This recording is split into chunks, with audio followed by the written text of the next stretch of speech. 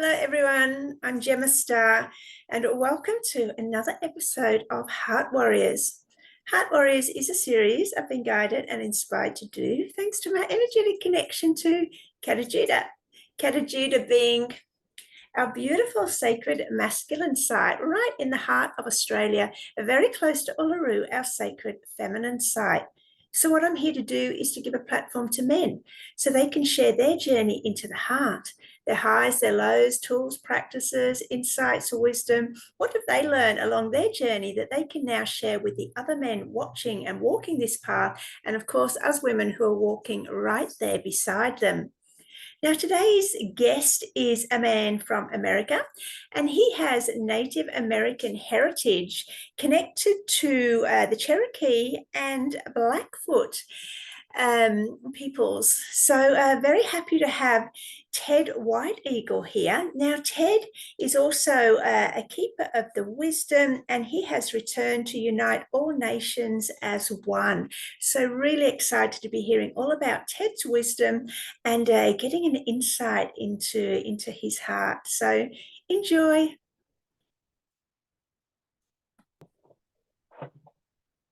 Hello, Ted White Eagle. How beautiful to have you here. How are you? Thank you. I'm great. So, I love your background. oh, thank you. Well, this is the sacred masculine site in Central Australia. It's called Kata. So this is why I have this as the backdrop, and it was these energies that came through that, inspired me to do the show. So, I always like to honor this beautiful place, which I've been to several times as well. Uh-huh. So whereabout in the States are you, Ted? Excuse me? Whereabout in America are you? Um, Central Missouri. Uh-huh. Nice. Okay. All right, let's find out a little bit about Ted. Who's the man inside? How would you describe yourself?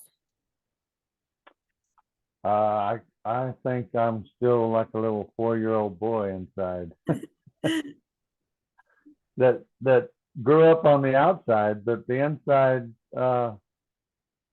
is still that charming little 4 or 5-year-old blonde-headed kid running around like Dennis the Menace, if you know who that is. Yeah. I can picture that. Beautiful. So what was that little boy's biggest challenge growing up? Wow, the biggest challenge.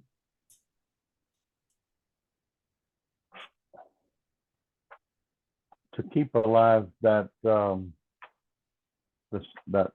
spirit of the young, and that was kind of hard because my mother, she was a very religious person, and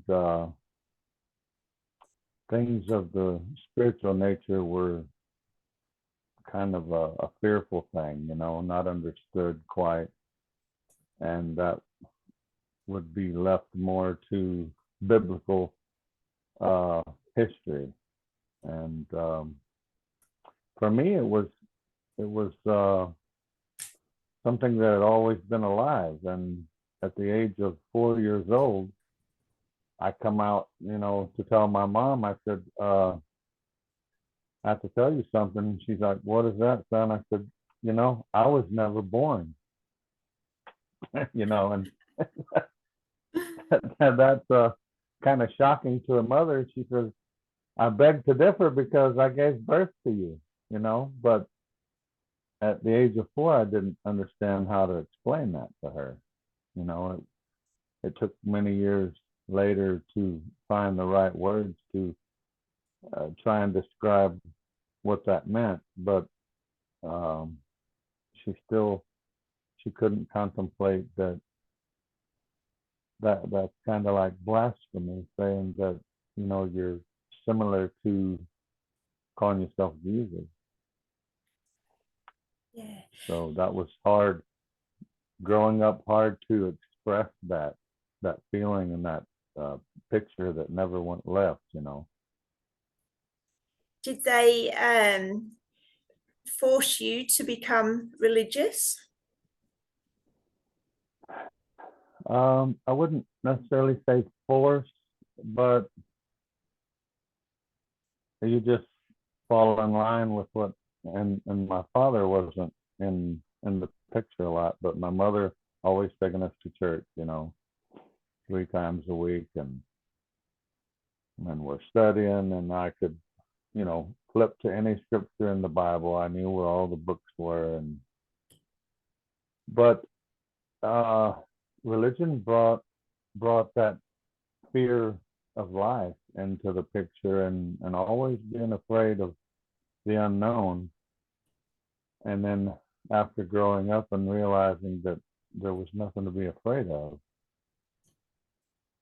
but how do you lose that fear? That was a process, a journey, and I'm sure that there's still a lot of it inside, that hasn't come up. And every life experience brings up something, like the 4-year-old little boy. Sometimes he's back there hiding in the background, because life goes, and the matrix uh, programming is up front, and we're just unconsciously going about life. But trying to lose that fear, which was one of the reasons I believe that my mother never understood, what that meant to never be born, because we're all a part of that source that always has been and always will be. Yeah, so true. Ted, how would you describe the difference between religion and spirituality for maybe those men who are watching who have been brought up religious but feel this fear factor, or that there's something quite not right there? How would you describe the difference?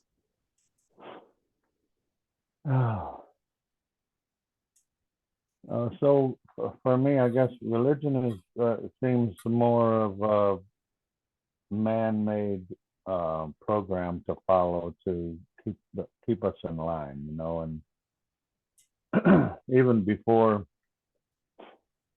biblical stories were written, there were tablets written of history, from thousands of years ago.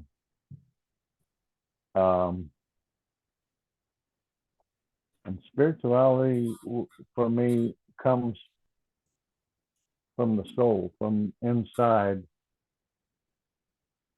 and it's kind of hard to explain, but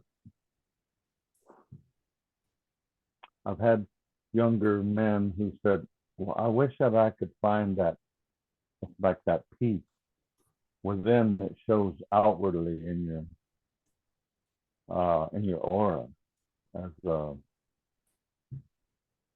don't know, spiritual light." Um, and in the religion, they're always talking about, well, you must live like this, and bring up your family in a certain way, and believe in God, and all these things if you want to go to heaven, or without that you're going to the other side, to hell. But for me, those are just um, thought forms that have been programmed into the mind, and it's not a reality any longer for me, because I don't believe in that. But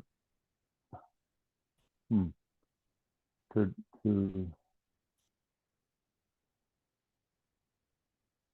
try and explain to someone what spirituality is, who doesn't really understand, I guess that's kind of like trying to explain the internet to your grandfather, because they have to feel it from within, in your soul, your life force, I guess, to say.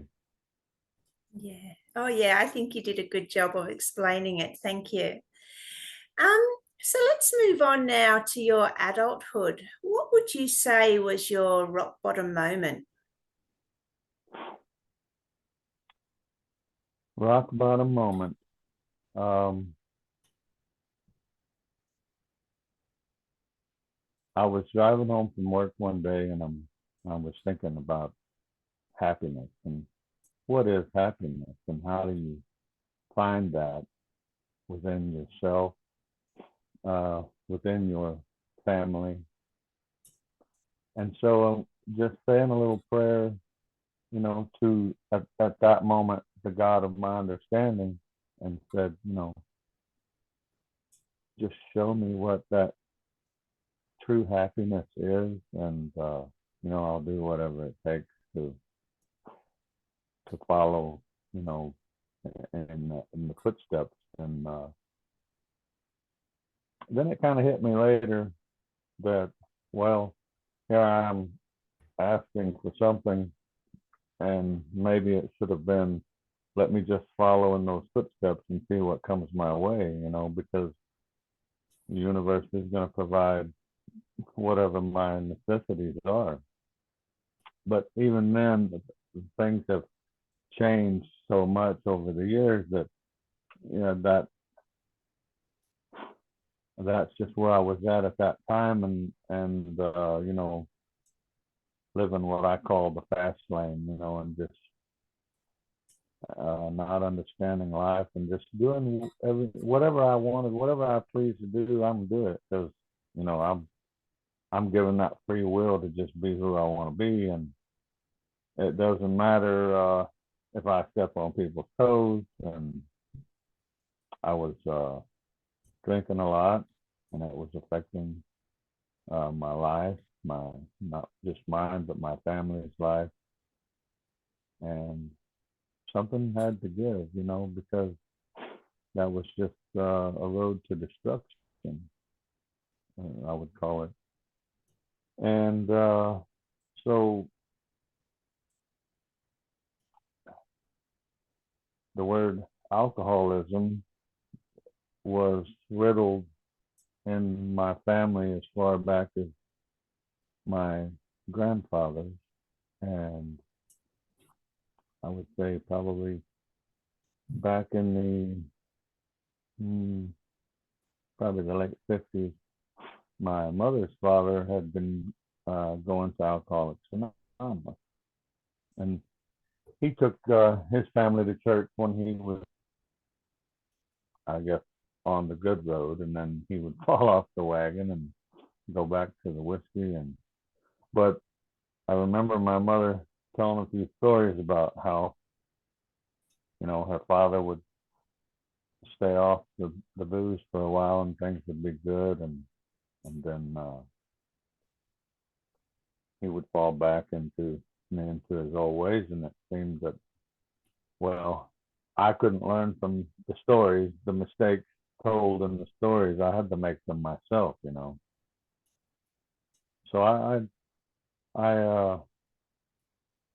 really didn't know, what alcoholism was or how to describe that. But to me, it was some bum laying in the gutter on the street, covered up with newspaper, with a wine bottle with a bag on it. And then I'm like, that's not me. But yet that's just a picture, because looking in the mirror, that was part of my story. Booze was killing the pain, takes away the fear, the pain of life and not being who you should be, or that you feel I didn't have that purpose in life. I was searching for that in that prayer to God. Hey, just show me what true happiness is, and I'll do whatever it takes. Was a cry out to find my purpose in life. And so I started doing some AA meetings myself to see, what that was all about. And I wasn't so sure how that was going to work out for me, but I'll give it a try.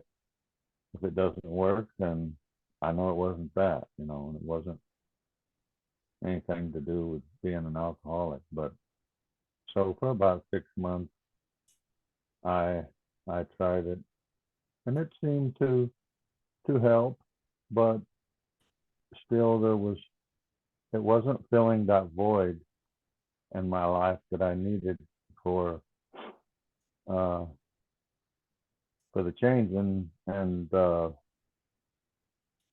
when you feel you've hit that rock bottom place, there's nowhere to go except up, which they say, well, you're down in that hole. It only takes 12 steps to get out, but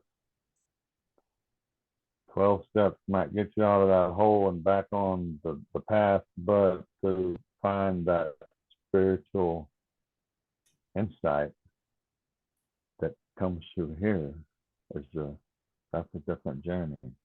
I mean, you're still on the same red road, as I call it, but to find that God within, and at some point I heard this voice inside my head, speaking to me, and I don't recall what it was at the moment that called to me, but I knew there had to be something else.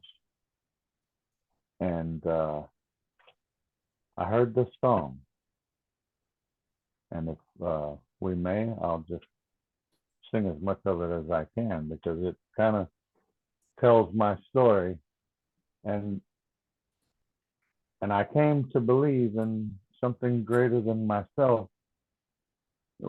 And all these years I have been looking out here, like, I don't know where that program came from, that God is out here in heaven somewhere in the sky, but no, it's right here.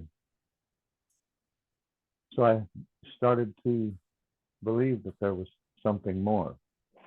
And this song was sang by Brooks and Dunn. I know exactly who the credits would go to, but it's not my song, but I would like to just sing a little bit of it, or maybe the whole thing. And it's called Believe.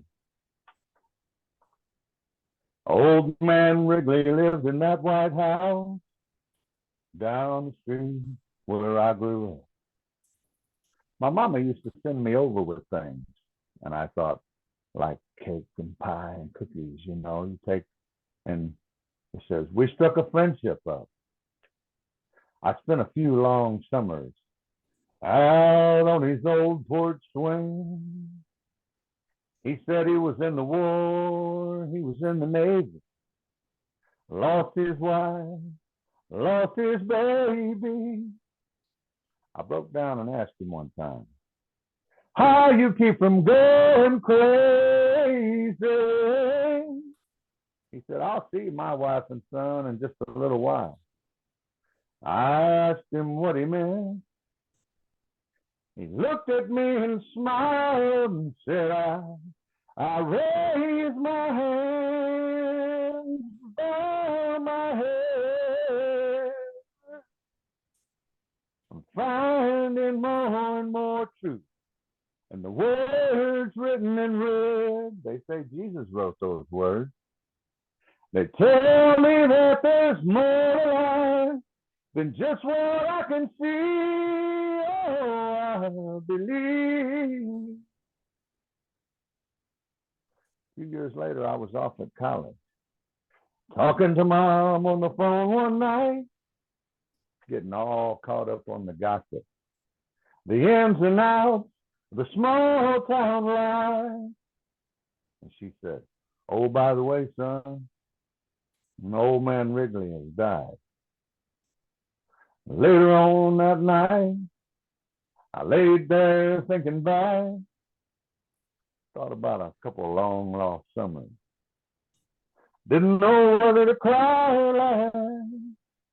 If there was ever anybody deserved a ticket to the other side, it'd be that sweet old man who looked me in the eye and said, I raise my hand and I bow my head. I'm finding more and more truth in the words written in red. They tell me that there's more to life than just what I can see. I can't quote the book, the chapter or the verse. You can't tell me it all in a soul right in a hurt. You know I'm more and more convinced the longer that I live. Yeah, this can't be, no, this can't be all there is. I raise my hands and I bow my head. I'm finding more and more truth in the words written in red. They tell me that there's more to this than just what I can see. Oh, I believe. And then in the background, you have ladies' voices saying, I believe. And then he says it about 4 or 5 more times. But I believe that there is more to this, more to life. And that little boy who said, Mama, I was never born. Okay. So how do you explain that? Well, because being a part of Source, you've always been and always will be, but he gave us all that little spark inside, that little spark we grow into the fire that lights the path.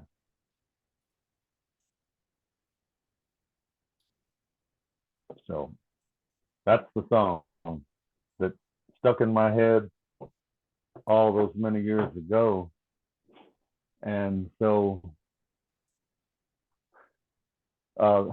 there was one time we went to a religious convention, and there was an East Indian lady my mother was friends with, and her brother went with us, and this man up on the stage, giving a sermon, and he said, this fellow, he says, that guy has a ring around him, a ring of light. No one else could see that aura, but he could see it. It was like a golden light, like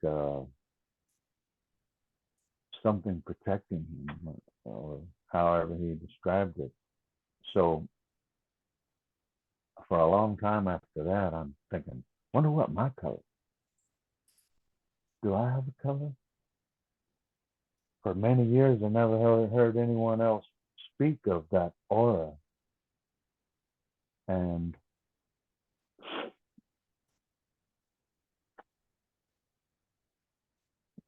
fast forward a little bit, and I'm into my second marriage, and I'm talking to my wife about it, and she says, oh, yeah. And she has a niece who said she could tell what color people were. When I asked her, and she never, it just wasn't her thing. If she's not seeing it, I guess, and she was disabled a little bit, so it was hard to get her mind on the right track to say, do you see the aura color? But I asked her, and she didn't tell me. But a couple of years later, I met this lady who did Reiki healing, and I had been back in AA, and her husband was in Alcoholics Anonymous, and I'm talking to him one day, and he says, you need to come over and talk to my wife, because she can answer the questions that I don't understand. So I go to her house, and she had an altar similar to what I had here with the mirror and whatnot, and she had a little bookshelf, and we're talking, and she's doing the hands-on Reiki for me, and when we finished, I was asking her some questions, and she said, I think you're on the right path. And she reached over onto her bookshelf, and she pulled out a book, and she handed it to me, and she said, I think it's time for you to read this. And the book is called The Light Shall Set You Free. You repeat that, please? The light shall set you free. And she said, this book will answer all your questions. I kind of laughed and I was thinking, how does she know what my questions are? You know? But just the few questions that I asked her was like reincarnation, spirit guides. I told her the story about never being born, and she said, "Yep, I understand what you mean there." And then she took her hand and she put it here, on my forehead, and she was sitting in front of me. And all of a sudden, she jumps back, and I was like, "What? Are you okay?" She said, "This flash of light, just so bright that it blinded me." She said, "It came right out of your forehead." And then I said, "Okay, well, that's kind of interesting." I said, "Do you see what color my aura is?" And she said, "It's yellow. It's golden yellow color." I'm like, "Wow, this is awesome, to hear that." Well, then as I'm leaving, and I'm so excited, and I'm getting in the car, and I'm telling my wife, I said, "She told me what my aura color was." And without me saying, she looks over and she says, "It was yellow, wasn't it?" And I said, "What, you've been knowing all this time and you knew I wanted to know and you never said anything?" She said, "No, it just came to me right now when you started talking about it." So for me, that was kind of not my first, but the very beginning of learning what spirituality really meant, and energy, God energy, or whatever people. I don't generally call it God. I just call it uh, the great mystery, or I lean towards the Native American side, which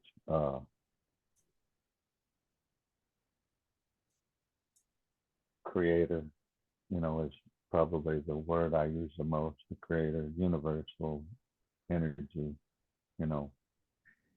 And to me, and Todd Medina always said this in his videos, or as he was talking, that music was the universal language. And there doesn't have to be any words. You could hum the whole song and you could get the vibration from that and know that it was heartfelt, you know. Probably the beginning of uh, my spiritual journey, I had heard my mother talking about that my father, someone in his family was a Cherokee. But no one talked about those kind of things back in the day because you didn't want anybody to know that you were part Indian, as they would call it, because they looked down on those people. Why? Why do we do that as humans, to look down on a different race of being, and we're all here the same, just separated by aura color, that makes you and I a light skin versus a dark skin, or that spirit on the inside. There's no color for that. But so I started asking questions to my relatives, and they're all like, "Well, we don't know anything about that because no one talked about it." So it took a while to find someone who knew something. And on my mother's side, her grandparents were of Blackfoot descent. But still, no one talked about it. No one had any information. And I only had heard from my mother at that point about the Cherokee. She said she thought it was Cherokee. And they have a reservation in Oklahoma. And I'm trying to think of the name of that town. Um, anyway, I've been to the powwow down there, and so one evening I was out on the town with my brother, and I'd met this Indian fellow at a bar, and he was Cherokee from that little town in Oklahoma. I wish I could think of the name of that, but anyway, I was talking to him, and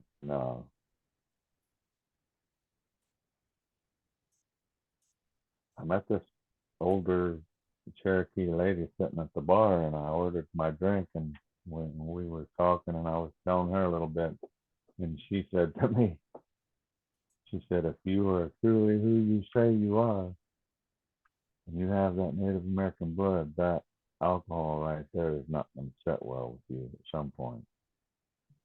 And I said, well, for right now, it's doing what I want it to do, so I'm going to stick with it.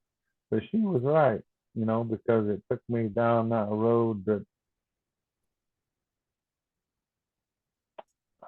I wouldn't say I would choose that again, but we all have our road to our journey to travel, and I probably wouldn't have learned some of the experiences that I learned to be who I am today had I took a different route. But so I was there at that tavern again with my brother, and this fellow came in, and his girlfriend came with him. We didn't realize it at the time, but the guy was Cherokee, and his girlfriend or ex-wife, whatever she was Blackfoot, and those were the two native tribes that were in my family history, which was kind of bizarre. And we sat there and talked, until midnight or better, and then we went outside and we howled at the moon, and it was just an intuitive moment that, to me, Spirit said, you don't need to find the right person to ask the questions because it's already right here. And you just met the two people that kind of brought it all together. And just go with the first intuitive thought, and you can't go wrong.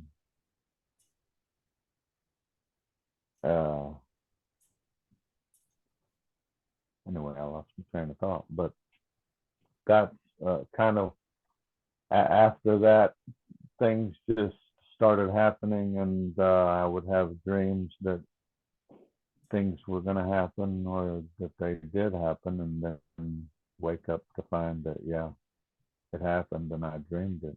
So it was like, wow, that's kind of psychic.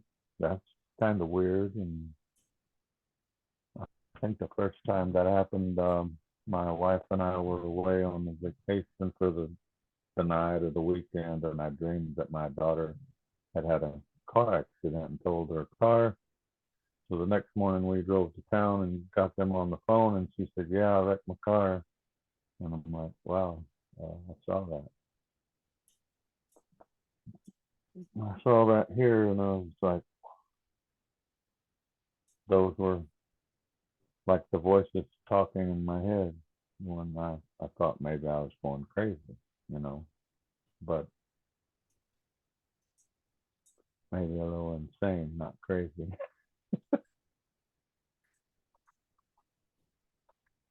Yeah.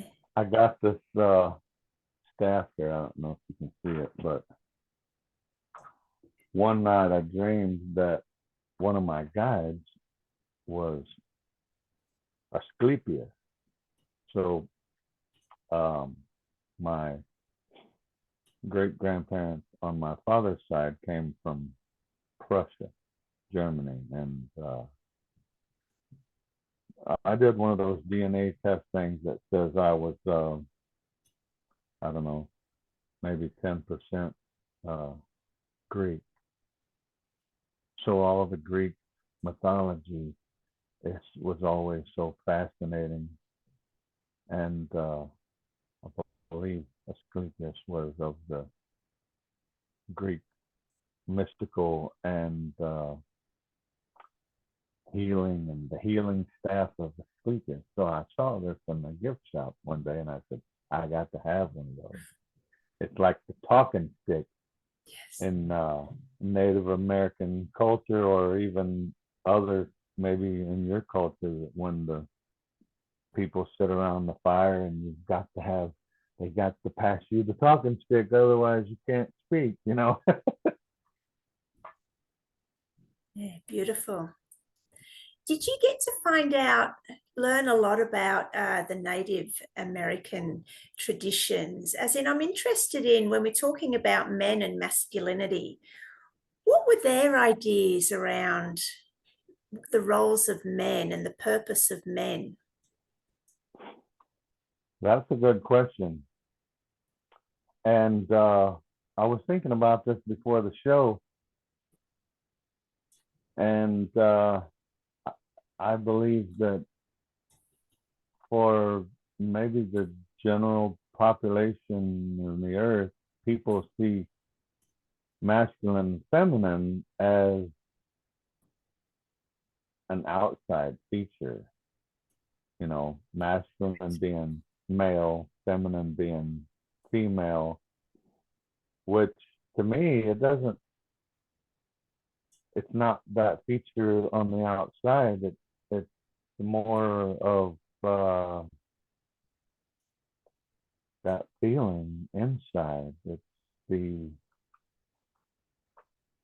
you know, so we all have to have both masculine and feminine to find that balance of nature. And then the Native American culture, um, I would say ancient time, maybe, because uh, the program has, the matrix program has filtered off onto so many different nationalities that a lot of people see the same things now on the outside. But um, let's just say before 200 years ago, before the white man came to America, and they were well within their own traditional beliefs, the women played just as much role, if not more, than the men, and they were the psychic. The female had the feminine divine intuition from spirit to kind of say, you know, so you had your chief, you know, with his headdress talking to the village. But before he comes out to say, this is what's what, he goes to talk to his grandmother first to find out, um, you know, what's the best thing? Because I don't know. But they, you know, they looked up to him. He's the chief. He gave the word. But so I find that even today in my own experiences, if I have an idea, I run that past my wife, and you know, we try to do that with each other. You know, what do you think? Is this a good idea, or what are your intuitive thoughts on what's best for our journey forward? And I think that not only was probably within the Native American culture, but many others as well, and but in the Western world, and even from the first biblical book that says, "Oh, well, Eve gave Adam the fruit and said, 'Here, eat it.' So it's all her fault. It's the women's fault why we have fallen here." No, why did we do that to ourselves? Why did we tell that lie? I believe it's a lie. It's bullshit. I'll agree with you on that. Ted, you spoke about when we went back to that rock bottom moment. You were saying that there was an alcohol issue in your life, and that you also felt that you were lacking purpose. So, what happened around that? Two things. One, I'd like to know how you're doing with alcohol today. And two, let's follow up that story as to you finding purpose in your life. So I gave up the alcohol for a long time. And it was in doing so that I began to find some purpose in my life, because I wasn't hiding my feelings any longer in the bottle, and I had to come to terms with myself. And it was, I guess, God spoke to me through other people in the beginning. Creator spoke through others, and I would I found some older gentlemen who I could mimic in their ways and what was working for them, and I tried to apply those things in my life, and doing a thorough breakdown of my life on paper, and putting my issues out, on paper, and figuring out where did this all start? How did I become who I am today? And that had a lot to do with growing up with the fear. And I don't think it was just religion that brought so much the fear as the program of life, and how people visualize their perception of what is, for reality. And my mother had that fear since she was a young lady, but then that projected onto my life, and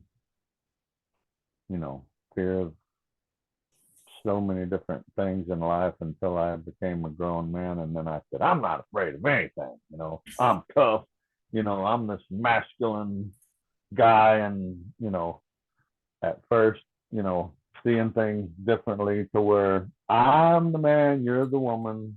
So my say so is what's up, knowing that's all bullshit, but I put on that front. But once I found a guide to I could run my things past, and he was in Alcoholics Anonymous as well, so he kind of sponsored me along, and he would say, "Son, you got a lot of work to do because you got a lot of anger inside, and it's why do you have all this?" And he says, "And you don't get your way, and you throw a little fit, and he said, that's, you don't like to hear this, but you're acting like a little baby." And I was like, "What? Shut up, man."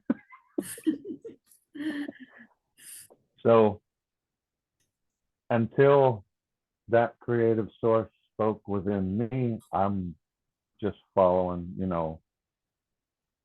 people that I could look up to that were older than me and had been down the journey. And I said earlier on that my father was not in the picture very much, and he wasn't. So I never had that dad figure to kind of guide me along. And maybe that was a good thing, because he didn't know what being a father was about. And so, but I always looked up to older men and kind of let them take me, under their wing, and say, this is how I do it. Might not work for you, but try it. Well,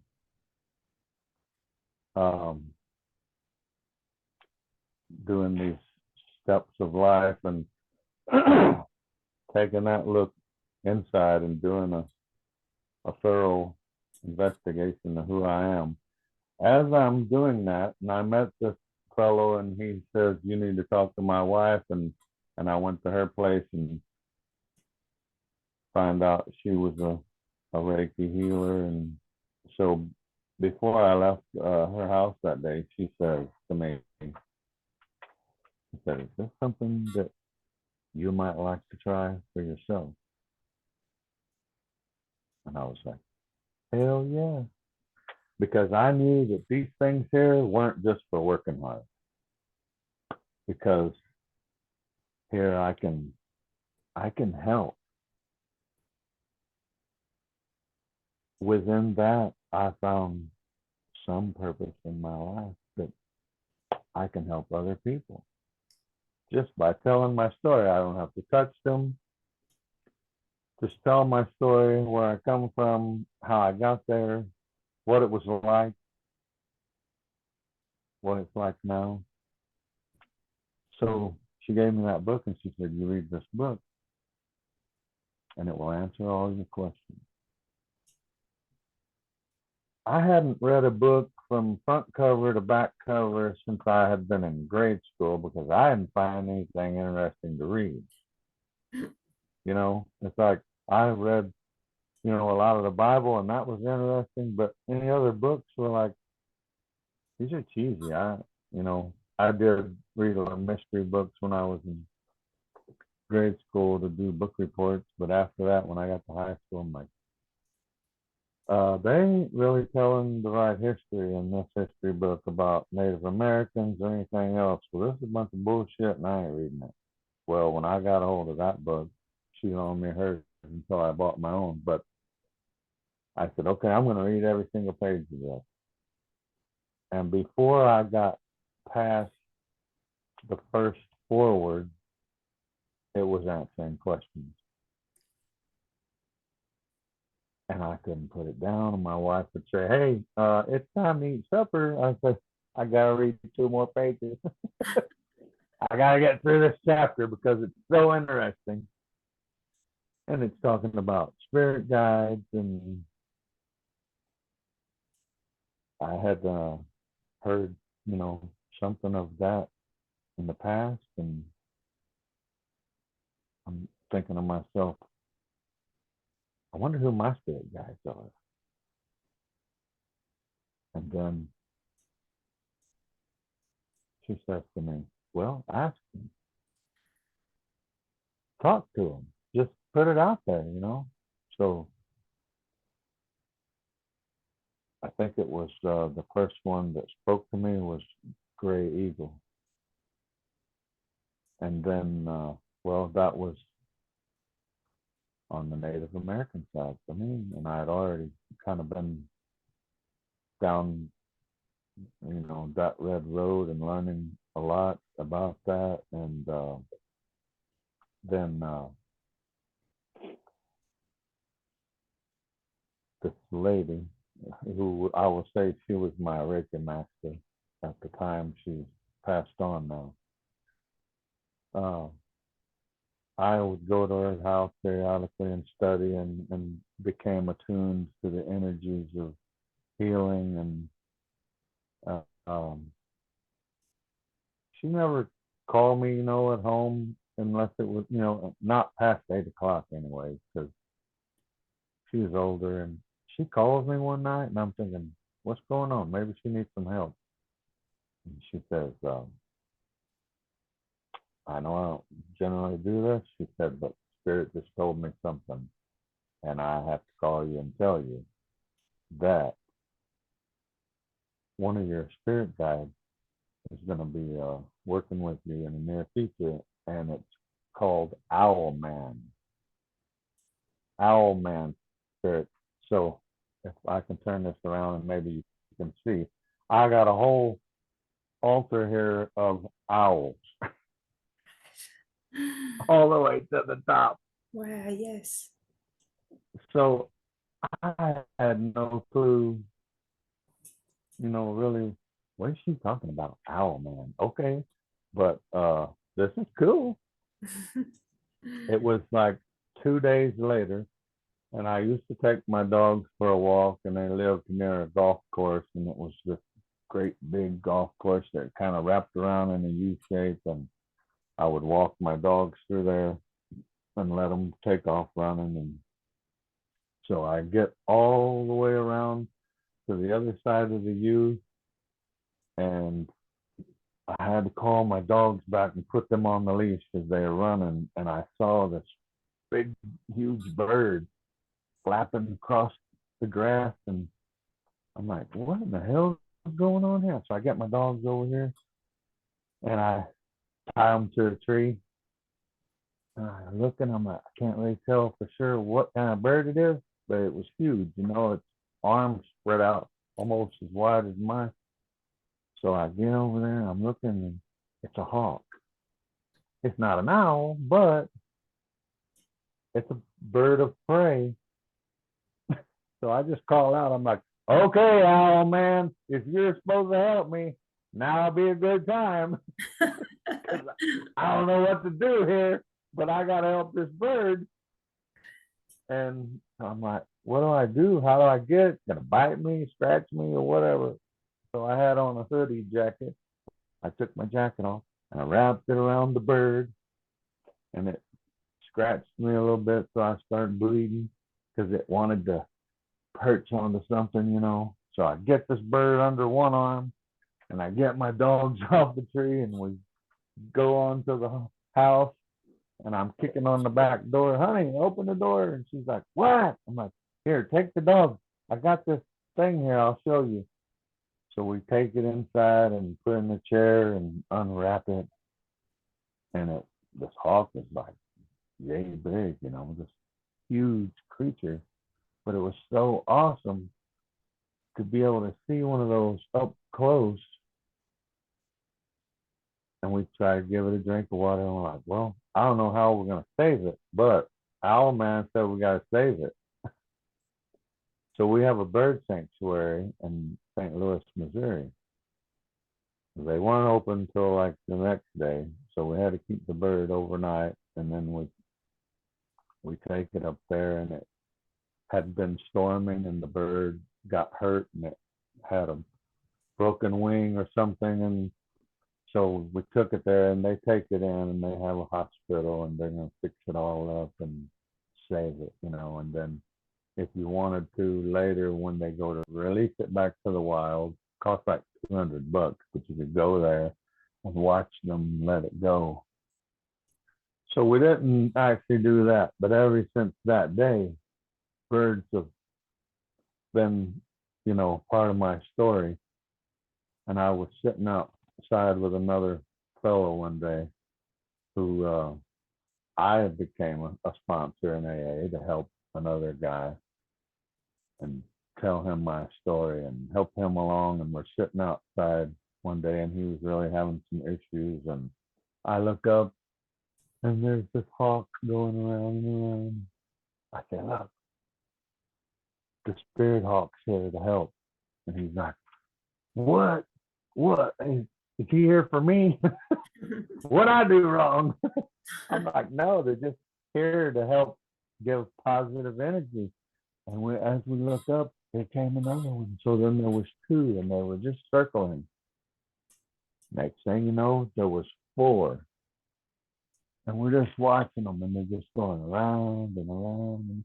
And then they just started going up and up and up. It's like, that's how our spirit is supposed to rise up and become great, and they went so high they were out of sight, and it was weirding him out. And I'm like, no, it's a cool thing that, they're not here really saying anything, but it lets you know you're in the right place at the right time to see what you need to see. That gives you that feeling inside, hey, I've got purpose in my life. I'm helping someone else. I'm on the right track. Yeah. Since then, I don't go to AA anymore. And I did that until I felt I outgrew it, and I had my journey took a different turn, And at times I do still have a drink, but it's not my master anymore. I don't let that control my life. And I know a lot of people still, they have that dealing with that. And so on the Native American side, they have spirit names, for people. And it was said somewhere that you don't get a name like that unless spirit gives it to you or another Indian person gives it to you. Well, the spirit, Gray Eagle, said to me, that's going to be your name and the start of your journey. And so in English, gray can be spelled Gray or Grey, and I don't see that it makes much difference if it's a color, but gray with an EY to me is kind of like an overshadowing in your vision. Like you're not seeing real clear, but at the beginning. So they gave me that with the Grey, Gray Eagle. And I'm like, wow. So now I got my spirit guide. And what am I supposed to do with this? you know? But it always said to me, go with your first thought. Your first intuitive thought won't lead you astray. And then over the years,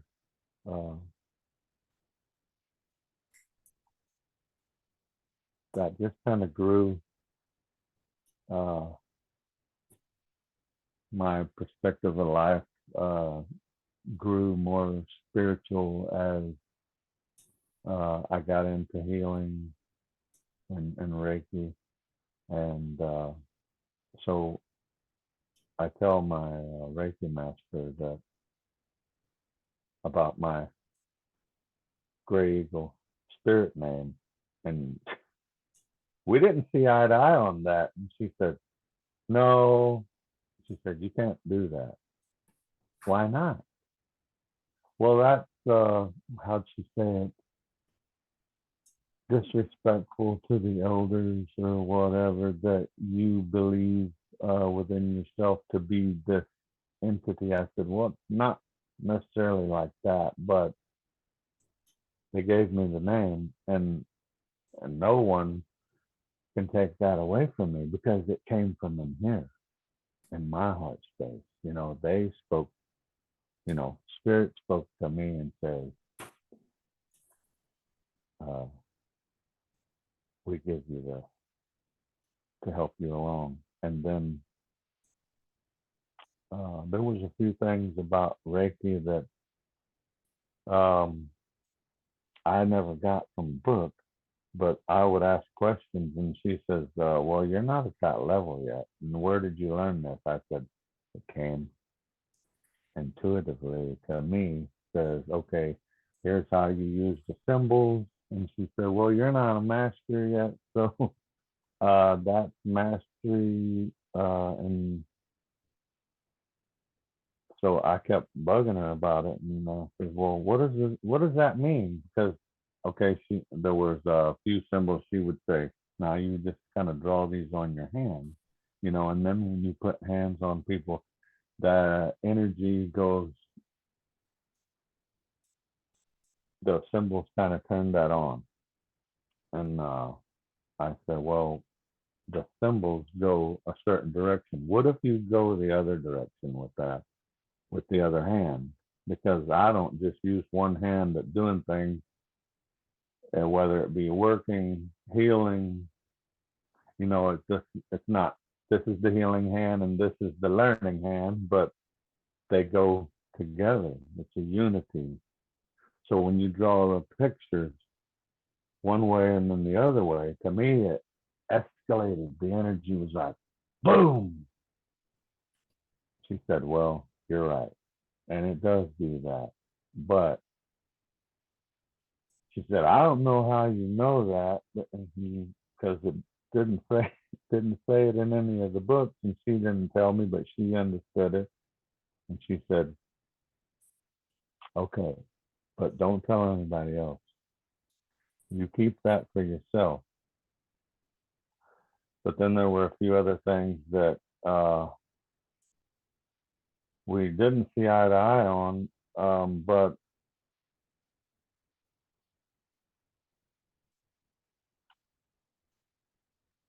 when you intuitively know that you are becoming more, you don't have to read the book to know the answers, because they come here, and the Spirit says, you were born a master. So you don't need this person to tell you you are a master, whatever you're mastering. And she said, I can't work with you any longer. And I said, well, that's okay, as long as we can still be friends, because you can only take me so far. And then I think she felt like, it was like I disrespected her because I didn't believe her way any longer, that, I'm above that, and I'm progressing. So, well, then I met another Reiki master who took me the rest of the way, but she was kind of traditionally saying, well, she was right in saying that, if you're going the traditional way, says you can't do that, and I'm like, well, we're not traditional here. So this is how it is, and this is how it's going to be. If we're going to take this further, then you don't have to believe everything that I say. So I'm not going to believe everything you say, but we can come to a mutual agreement that we are here to heal, to be the masters today, and to help others, which people put labels on the healing. So for me, it's more than, I don't really call it Reiki anymore. It's just the healing hands, and the energy comes from everywhere, not from just one source, but one source is all sources. I kind of got into drawing some of the symbols, and I took an old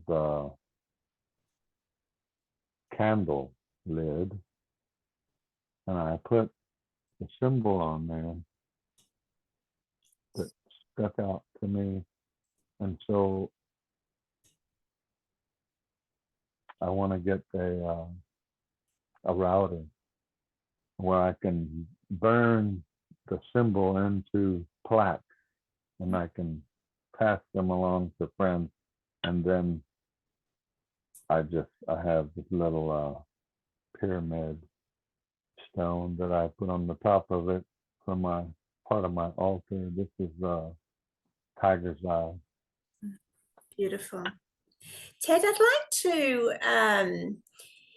you to use your life experience now in your story to speak to men who still, I like how you put it with alcohol, that it was no longer your master. But for those men who were you maybe 20 years ago that are still struggling under this, under the alcohol being their master, what can you say to those men to give them some insight into the journey? So I came to that point in my life where I had to ask myself serious questions as to where is this leading me? Whether it be alcohol, drugs, I was never big into drugs, but I did them just along with other people, as a a way to release to relax, but alcohol led me down that road to get in trouble, and I allowed that to take me places that I probably never would have went to, as drinking and driving and being arrested and going to jail. And so I'm sitting there one evening and that question just came to mind, and it was like Spirit was talking to me on the inside and said, what good ever came of doing this, drowning yourself in alcohol, drugs, whatever, living that fast lane, that mentality of being macho. And when the answer came that nothing positive ever came of that, then the question was, why are you still doing it? Why are you still allowing King Alcohol to tell you what to do to run your life, which is running it down into that hole? And there was a great song, I believe the song is Down in the Hole. I gotta look now. Excuse me just a second. Let me look this up. Because I was just looking at this and listening to this song the other day, and when I was thinking about what kind of things can you share with others. Maybe it'll come up, maybe it won't. Yeah, Alice in Chains, Down in a Hole. And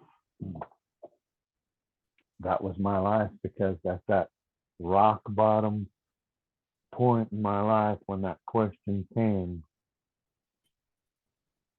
I was unemployed, drinking every day. Every day was gray, with Grey. It was like high noon outside, 90 degrees, and it was dark. In here, the veil was, it was dark outside. There was no light. That little spark that Creator had given me, I had not grown it into a bright, shining light until that day that the lady said, whoa, the light came out of you. And she said, you're going to do great things. You're going places with this. Whether you follow the Reiki trail or whatever. So I still have some friends who, they haven't seen the light, but you have to see the light in here. And there has to be that part of you inside that says, who am I? Where am I going? What am I doing? But then how do you turn that around? How do you put the alcohol away and say, I'm going to do something different? Because when you take one thing away, you have to replace it with something else. Otherwise, you're going to go back to what you know. And when you replace it, if this doesn't work, you have to find something else. Don't go backwards and say, well, ain't nothing working. Well, why isn't it working? Because you're not working it. What sort of things could men replace alcohol with?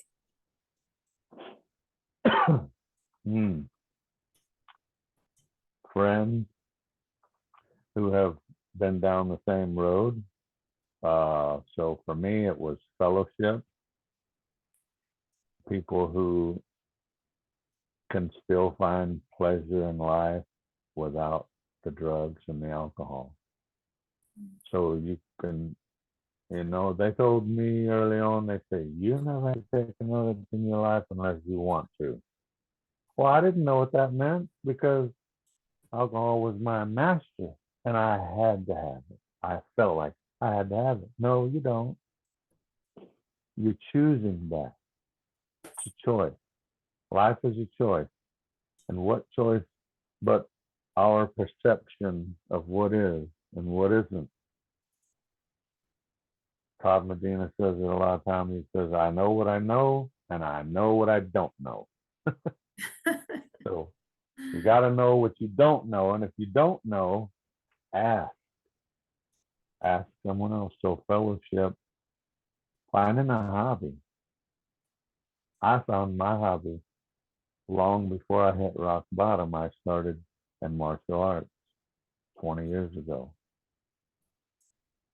And so I took some paper out in my karate instructor, my karate master. He says, write down 3 goals that you want to achieve in martial arts. So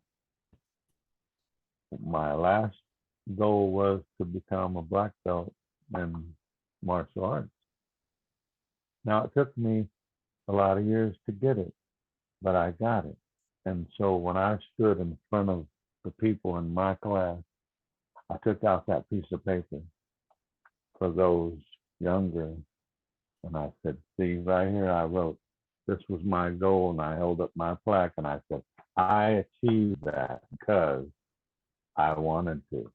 I chose to stick with it all these years.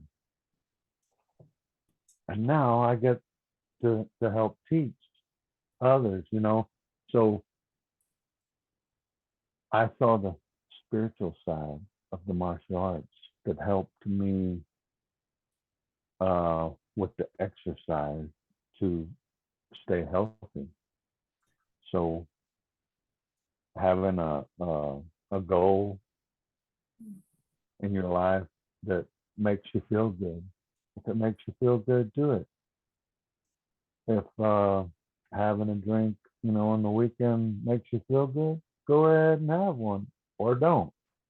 For me, I had to totally give up that style, and I don't know, for those of you out there maybe who have watched Sons of Anarchy, it's a motorcycle club TV series that they put out on, and it was based off the Hell's Angels. Well, I was a couple of years into turning my life around when that show came on, and I'm watching that. Man, I can't watch this. This is a bad influence for me because that's exactly how I lived my life. You know, I do whatever the hell I want to and fuck everybody else. It don't matter. If we get in my way, I take you out. Yeah. And I was like, oh, this is awful. This is crazy. I can't watch this because I done found that place in here. My purpose in life is not to live like that anymore. So I had to turn it off. Well, later, uh, several years later, it came on the TV again, and I was watching it, and I was able to sit through an episode, but it reminded me exactly of who I don't want to be, you know. But that tough guy mentality, always the masculine. Well, where does the feminine divine come in, you know? And for a lot of men, they're like, I don't want nothing to do with that feminine side because that's gay. Well, don't look at it like feminine is a woman, you know, attribute, because we have all that inside, you know, both. And you, I don't know, in doing shadow work, I guess, writing down my life story and go into the deepest, darkest points of things that I don't talk about any longer. I found uh, I needed that feminine divine to see those things about me that I wanted to hide, and to come to grips with uh, this is who I am. I I was sharing with my father that I had a female uh, Reiki master, and I'm sitting down with her and going over different things and taking in the knowledge, and he's like, "What? A woman? What the hell can she do for you?"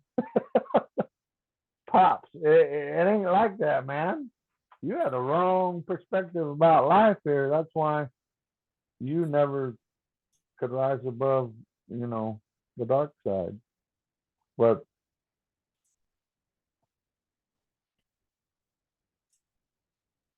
one of the first times that I told my story and was on a Todd show, and he said, "When did how did the divine feminine come in for you?" And I said, "Probably when I was a kid, and my mom had me in the kitchen, and I was doing dishes, and my dad comes home, and he's like, 'What in the hell are you doing?'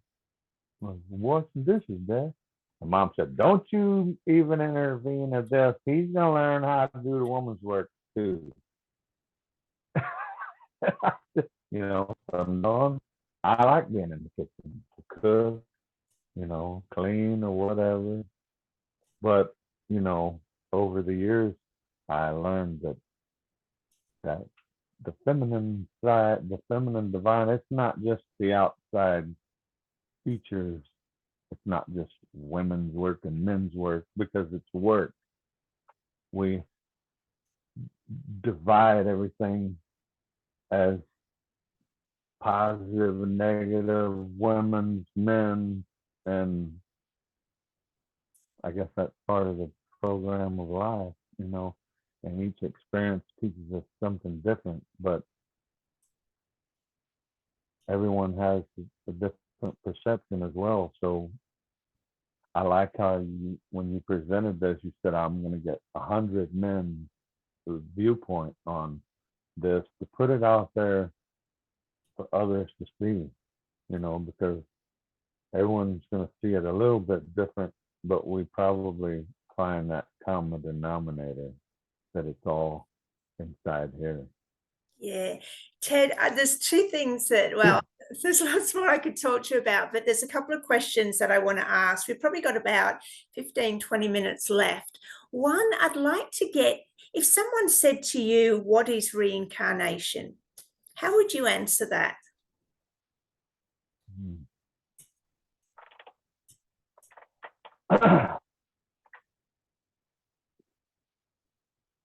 I see it different today than I did when I first asked that question um, to the Reiki master lady. I said, "Do you believe in reincarnation?" And she says, "Yes."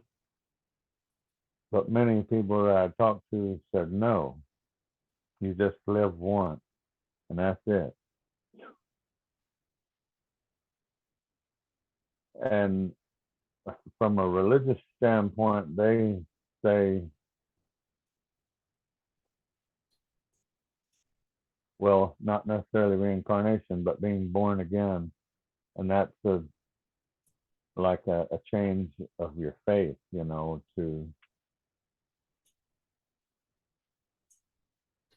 but early on, I looked at it like the biblical story of when Jesus died and then he came back, and he was reincarnated into a different body, and he went to his disciples, and they said, "We don't," they're like, they didn't know who he was because he didn't look the same, but he showed them he had the holes. He says, "Don't you see? Don't you know who I am?" But today I don't. see it the same that as that. I don't believe necessarily that it's reincarnation into another body. I believe that it's parallel lives that we live. Because people say, well, in a past life I was this, and then further down I reincarnated as this person or that person. But I believe we get that spark from source. Creator wanted, it was, let's say, Creator wanted more of himself. So he took that little spark and he put it out there to grow more of source. So I like to describe it as like the colors of a rainbow. And source shines its light down onto us, and then you don't see the colors unless it's like through a prism. And the light, once it hits the prism, it spreads out, and you have all the different colors of like a rainbow. So we are all those colors of God shining through a prism or the veil. The light shines through the veil, and here we all, because God is experiencing being human. And so just having one life would not be enough to experience being human. So I believe we have thousands of parallels.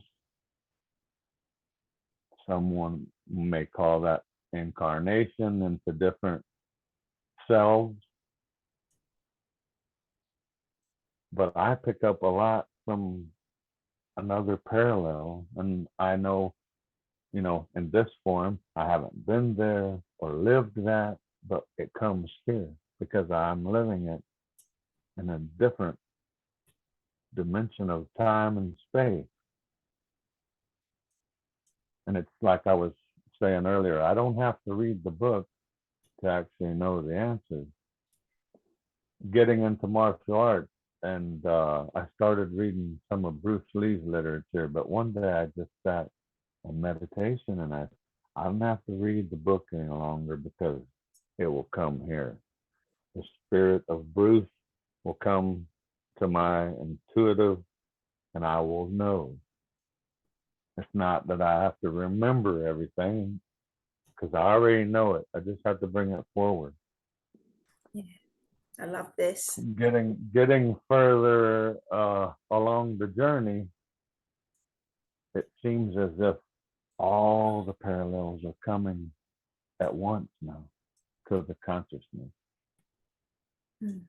Yeah. And sometimes it's quite confusing, and it causes anxiety. And I'm like, oh, that would have fit here. What's going on? I'm feeling all this energy coming at one time. It's like it comes faster now. But before we go, I'd like to tell one more little story. And it's kind of like a reincarnation story. But I was having these like these voices talking to me in my head, and they're saying something about a king. I'm like, what is this? I keep seeing king, king, king, and it's not king alcohol. So what is it? King of what? And so I'm sitting with the thought, and it just comes more and more, and it finally, I thinking it says, you are a king. You are the king. I'm the king of what? I am the king of my own choices in life.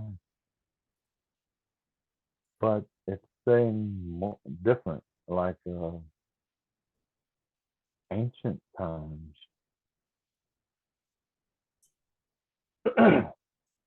And I began to uh, feel when there was spiritual activity around me. I could feel the energy, and sometimes I could smell it, and it would have different senses of smell. And what is that?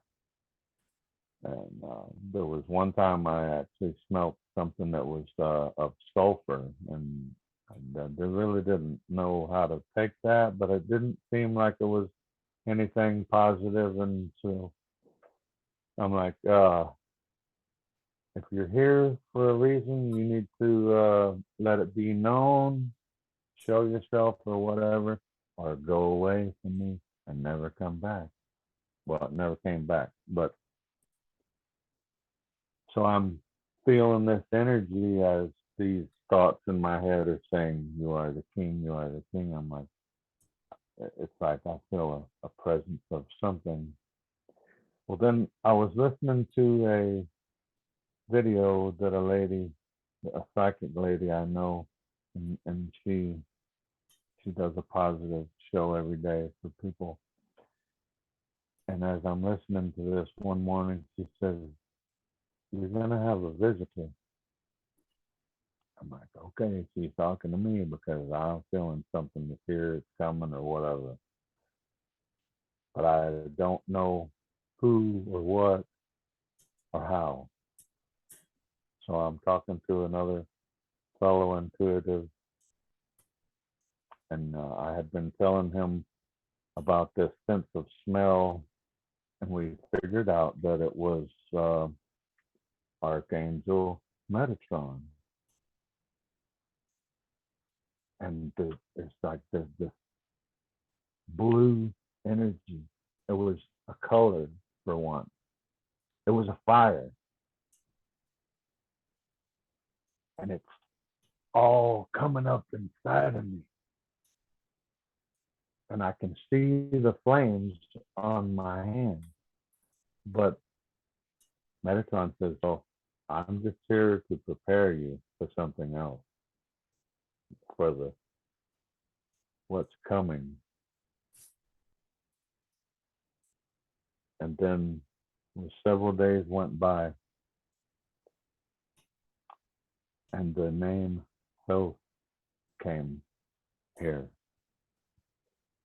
And then I had to look up something, and it was telling me to find the emerald tablets of Thoth.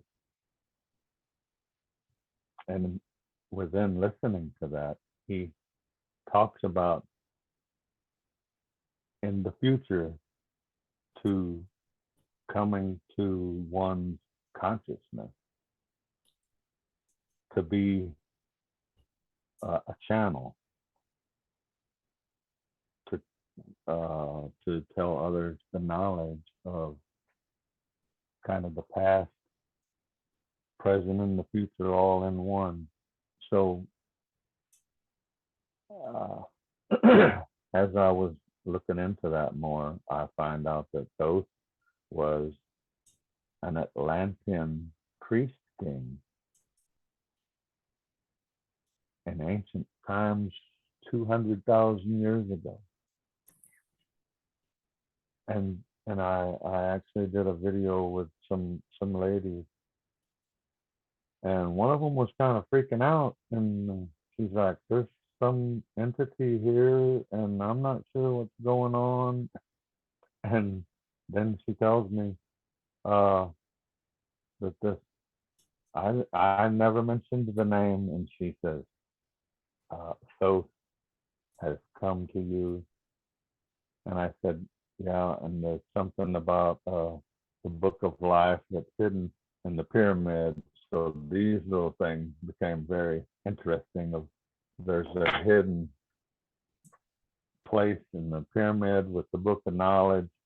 But for me, it's coming here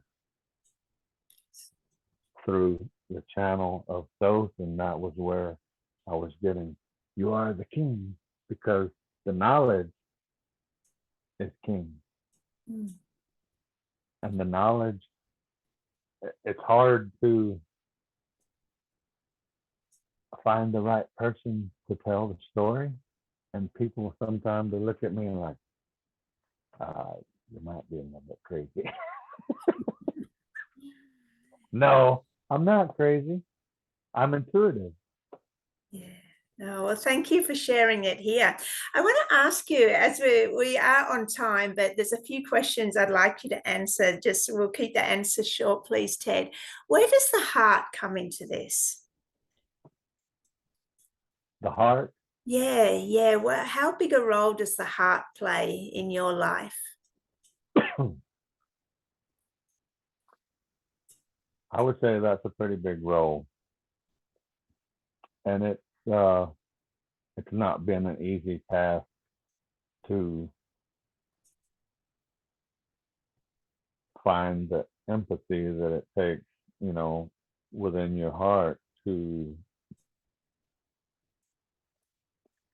uh, show love to others. I guess I had a hardened heart, to start with. And you really have to take into consideration other people's feelings because they have a heart too, and you don't want to step on it. Mm. Yeah, I love that. Nice one. So you gotta finding that love of oneself. That's where you find the heart. And until I wrote a poem one time about love and unconditional love, and the poem talked. It was before my thoughts actually changed about God and religion, but unconditional love came from the sacrifice of Jesus Christ, and so I wrote a little poem that uh, love, true love, never dies within the heart and soul of a person, because we don't die. For one, we are never born and we never die, but we come into this existence, this what I call what is that? I forget that word, but assimilation. This is just an illusionary simulation of to learn knowledge and to learn your heart space, Oh, I love that. to learn to learn love. Yeah. And I found that that was my purpose, not just to help others, but to be that unconditional love, to learn what that is. So good. Thank you, Ted.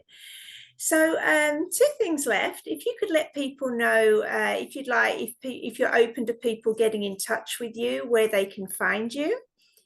And after that, I'll ask you to deliver one final short message to men, please. Okay. You can find me on Facebook at Ted White Eagle Roskowski. And I also created a group. It started out as just a Reiki healing group. People could find that and come, and we would share energies. And that it started out as just Blue Phoenix Reiki healing, but the message grew and it became more than just healing group. So I changed it to the Blue Phoenix Star Seed Ascension. Okay, I'll drop those So links. I believe that we are all just seeds planted here to grow into that heart space. And so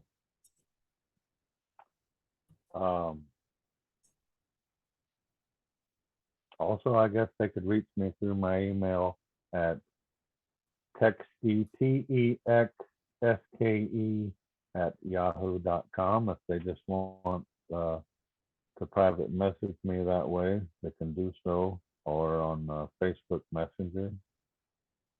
Okay, if you could message me those, that email address and the link to your group, I can get your Facebook one. I'll drop all those links below. Thank you, Ted.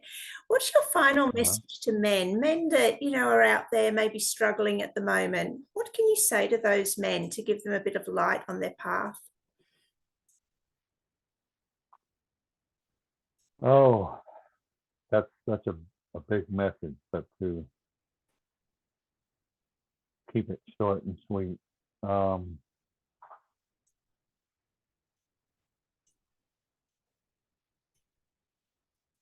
Finding that place within yourself, to find that spark, that creative spark within yourself, that is where I had to start, to make a beginning, to ask myself, what am I here for? What is this life? What's my journey, my purpose in life? And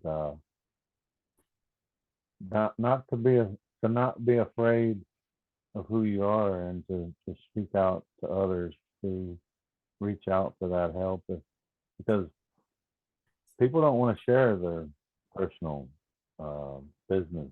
A lot of times, especially for men, they're like, I ain't sharing that with nobody else.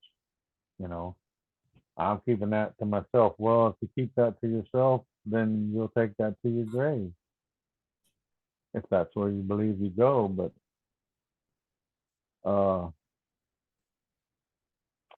when I used to ask people, their religious beliefs, some of the men, they're like, I don't get into that, I don't believe none of that crap, and I don't care one way or the other, heaven or hell. I'm just live my life. And some people are okay with that, just doing the day to day same thing over and over and over, and you live and you die, and that's it. But if you find it within yourself that you believe that there's more to the picture, then getting involved, with like mind, and asking questions. If you seek the truth, you will find it, and you will find at some point that it comes right there from yourself. Yes. Yeah, such a beautiful message. Wow, thank you, Ted. I've loved this episode. It's been so beautiful just to have, your beautiful grounded presence here and listen to your story. So I really want to thank you from my heart to yours. And thank you for having me on the show. Oh, my It's my pleasure. Yeah. Thanks for watching, everyone. If you could like, share, subscribe, and I'll be back tomorrow with another episode of Heart Warriors. Thank you. Bye-bye. Stay on. Bye-bye.